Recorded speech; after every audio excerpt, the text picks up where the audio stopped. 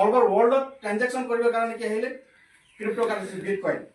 তো বিটকইনটো কি হ'ল 2009 চনত আহিছিলে। টেকনিকেল যুগৰ লগত যিটো পৰিৱৰ্তন আৰু উন্নত হ'ল। তাৰপিছত আৰু এটা যিটো টেকনিকেল লেটেষ্ট ভাৰ্চন যিটো আহি আছে সেইটো হ'ল NFT, নন ফাংজিবল টোকেন। দেখিবলৈ এইটো বান্দৰ নিচিনা আছে, দেখিছে না? ইয়াৰ আমাতকৈ বহুত মানে দেখিবলৈ বেয়া আছে, কিন্তু মূল্যটো আমাতকৈ বহুত বেছি মূল্য ইয়াৰ আছে। অনাগত দিনত NFT ক লৈ বহুত ডাঙৰ বজাৰ হ'ব। যেনেকৈ এটা বজাৰ আছে আপুনি গম পায় শ্বেয়াৰ মাৰ্কেট, শুনিছেনে আপোনালোকে?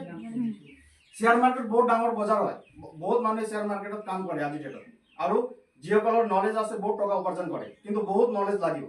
আৰু এটা বজাৰ আছে ক্ৰিপ্ট'কাৰেঞ্চি, শুনি পাইছে, গম পাইছে, বিটকইন, এথেৰিয়াম বিলাক, তাক লৈ বহুত ডাঙৰ বজাৰ আছে। আৰু এটা যিটো বজাৰ আছে NFT, নন ফাংজিবল টোকেন, যিটো ডিজিটেল আৰ্ট হ'ব পাৰে, ডিজিটেল আপোনাৰ অডিঅ' হ'ব পাৰে, ডিজিটেল ভিডিঅ' হ'ব পাৰে। আজিৰ ডেটত যদি গুগলত চাই আপুনি চাৰ্চ কৰে ফিল্ম ষ্টাৰ, যিমান ছুপাৰ ষ্টাৰবিলাক আছে অমিতাভ বচ্চন আদিকে ধৰি, তেওঁলোকে নিজৰ ফেচটো NFT কৰি আজিৰ ডেটত বজাৰত মানে কোটি কোটি টকাত বিক্ৰী কৰি আছে।